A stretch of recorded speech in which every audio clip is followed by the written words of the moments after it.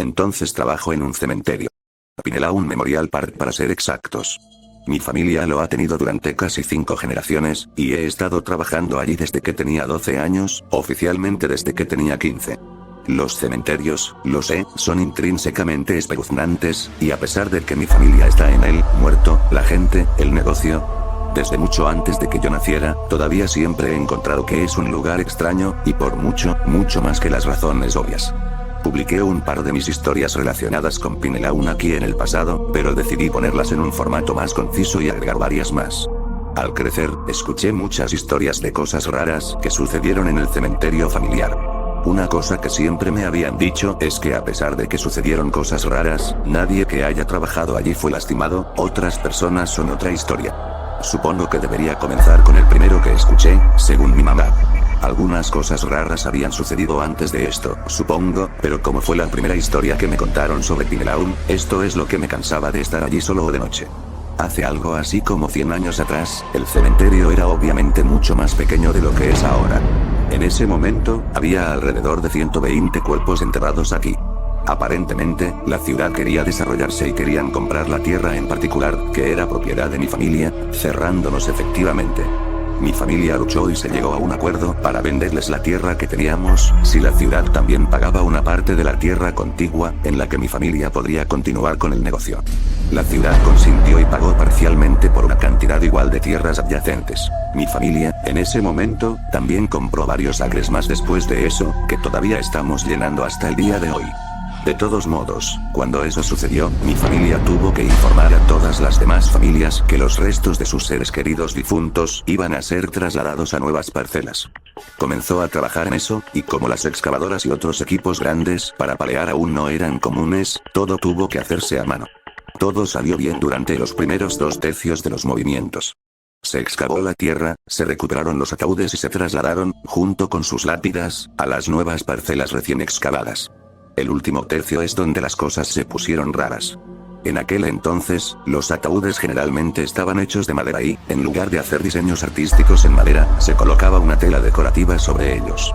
Estos ataúdes de madera a menudo pesaban aproximadamente igual o menos que el cuerpo que contenían.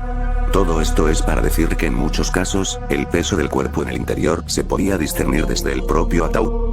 Bueno, cuando llegaron a ese último tercio más al norte de la tierra que la ciudad había comprado, los ataúdes se volvieron más livianos. Los sonidos de los cadáveres en el interior, por ejemplo, un ligero deslizamiento, un paso entrecortado que hacía que una extremidad cayera hacia un lado, golpeando el interior de la caja, etc. Empezaron a ser cada vez más escasos. Finalmente, con los últimos 20 ataúdes, sintieron que no había nada dentro. Con el permiso de las familias, los empleados del cementerio abrieron estos ataúdes que pensaron que estaban vacíos y encontraron que ese era el caso. El interior de los ataúdes estaba vacío y parecía como si nunca hubiera habido nada dentro de ellos. Esto fue todo un escándalo, como estoy seguro de que se puede imaginar. Mi familia, tanto en público como en privado, juró de arriba abajo que la tierra no había sido tocada desde que se enterraron los ataúdes en cuestión, y que la ausencia de cualquier contenido, así como la limpieza de los mismos ataúdes, era simplemente imposible. La reputación de Pinelaun tardó algunos años en recuperarse, pero, por desgracia, lo hizo. Mi abuelo trabajó en Pinelaun a partir de los años 60, pero vivió allí toda su vida. La casa que mi familia construyó en la propiedad, una en la que realmente vivo ahora, se ha transmitido de generación en generación, está a unos 30 metros de la oficina principal. Su habitación estaba en el segundo piso, frente al cementerio mismo. Para entonces, unos 40 años después del incidente del cadáver desaparecido, el cementerio había crecido bastante junto al pueblo/ciudad misma, con varios cientos de parcelas de entierro. Justo antes de comenzar, hay una pasarela de concreto delgada a unos 20 pies de la oficina principal que conduce desde la carretera que atraviesa todas las diferentes secciones. En ese entonces no estaba dividida en secciones, pero había una carretera principal alrededor del área de parcelas. A ambos lados de esa pasarela hay 2 árboles enormes y una farola. Una noche, cuando eran niños, mi abuelo y mi tío se levantaron hasta tarde. Mi tío miró por la ventana y le juró a mi abuelo que había visto a alguien caminar detrás de uno de los árboles. La farola iluminó el primer puñado de parcelas y lápidas en el otro lado de la carretera, pero en ese punto, no fueron molestadas. Mi abuelo y mi tío se quedaron en su ventana por un rato, y mi abuelo finalmente se burló de mi tío por estar asustado. Sin embargo, cuando se despertaron a la mañana siguiente, la policía estaba allí. En las horas transcurridas entre el momento en que miraron por la ventana y vieron las parcelas de entierro intactas, alrededor de las 4 am, y el momento en que notaron la conmoción, alrededor de las 7 am, 7 de las parcelas habían sido excavadas. Las lápidas estaban apiladas muy deliberadamente, como un castillo de naipes, y detrás de ellas los ataúdes estaban uno encima del otro, el primero estaba plano, el siguiente recto, luego plano, recto, con el último plano. Teniendo en cuenta las dimensiones básicas del ataúd, eso es casi 30 pies de alto. Estoy seguro de que se puede imaginar, incluso con la maquinaria actual, que llevaría al menos un poco de tiempo lograrlo. Pero no, en la década de 1950, esto se hizo de alguna manera en un lapso de menos de 180 minutos, sin que nadie que viviera en la casa pudiera escucharlo. Supongo que debería contarte uno de los míos. Evidentemente, con el paso del tiempo se han ido realizando mejoras y ampliaciones en el cementerio, es decir, el crematorio. He tenido varias experiencias extrañas con nuestro crematorio, que fue construido como una extensión de la oficina principal.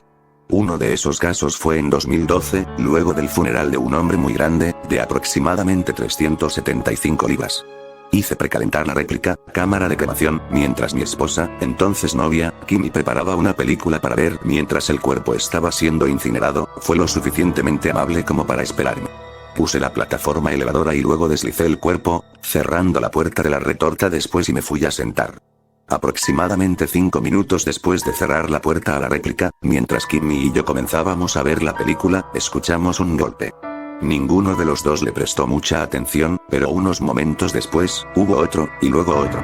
Me puse de pie, preocupada de que el hombre pudiera haber tenido un marcapasos todavía en su cuerpo, por improbable que fuera, ya que le habían extraído los órganos. Cuando nos levantamos y nos acercábamos a la retorta, los golpes y los golpes sordos se hicieron más apresurados. Miramos por la ventana delantera de la réplica y no podíamos creer lo que estábamos viendo. El cuerpo en el interior se agitaba, los brazos y las piernas del difunto se balanceaban como si tuviera un dolor extremo. Ahora bien, no es extraño ver cómo se mueven partes del cuerpo mientras se incinera el cuerpo. A medida que las extremidades se rompen, a menudo se contraen cuando los músculos y los tendones se rompen. Pero esto definitivamente no era eso. Di la vuelta al costado de la réplica, donde tenemos 3 ventanas más largas que nos dan una vista de perfil del cuerpo. Los dedos del muerto estaban apretados en puños y golpeaban las ventanas, y sus piernas parecían patear hacia abajo, como para salir. Mientras miraba desde un lado, la boca del hombre se abrió, y primero comenzaron a emanar gemidos desde adentro, luego a gritos. El hombre había sido confirmado muerto casi 80 horas antes. No había forma, absolutamente ninguna forma, de que todavía pudiera haber estado vivo. Sus órganos habían sido extraídos por el amor de Dios. Pero durante unos 20 segundos después de que subimos a la réplica, el cadáver dentro de la cámara de cremación gritó y agitó los brazos y las piernas, como si lo estuvieran quemando vivo. Luego, simplemente se detuvo. Kimmy y yo estábamos en estado de shock. Ninguno de los dos dijo nada durante unos minutos, y cuando finalmente pude encontrar las palabras, le aconsejé que no lo volviera a mencionar nunca. Era una anomalía, el aire se escapaba de los pulmones, un exceso de músculos tensos y los tendones se rompían. Dije todo lo que pude para justificarlo lo suficiente como para superarlo. Aún así, es algo que nunca ha abandonado nuestra mente. Otro rápido fue en realidad el año pasado. La adición a la oficina principal que contiene la cámara de cremación naturalmente tiene un escape. Estaba durmiendo una noche a fines de noviembre cuando Kimmy me despertó con una sacudida. Le pregunté qué le pasaba y me dijo que mirara la oficina. Me levanté, me acerqué a la ventana y vi que por el tubo de escape salía un humo espeso, como si estuvieran incinerando un cuerpo.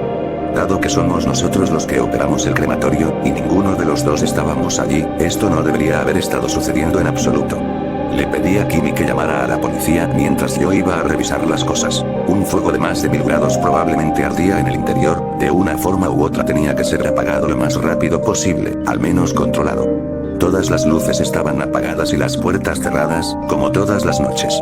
Entré, y el interior de la réplica estaba lleno de llamas, pero no había nada dentro. Limpiamos meticulosamente la cámara de cremación después de cada uso, y aunque las llamas por sí solas probablemente producirían algún tipo de humo, el humo que vimos salir del tubo de escape era el tipo de humo espeso, gris y negro que solo podía ser producido por algo en realidad. Ardiendo físicamente. La apagué y di la vuelta para comprobar las ventanas y las puertas traseras, que estaban intactas y cerradas. Hay una escalera que conduce a una salida del techo, pero que también estaba cerrada por dentro. La policía se presentó y tomó un informe, pero realmente no había nada que hacer.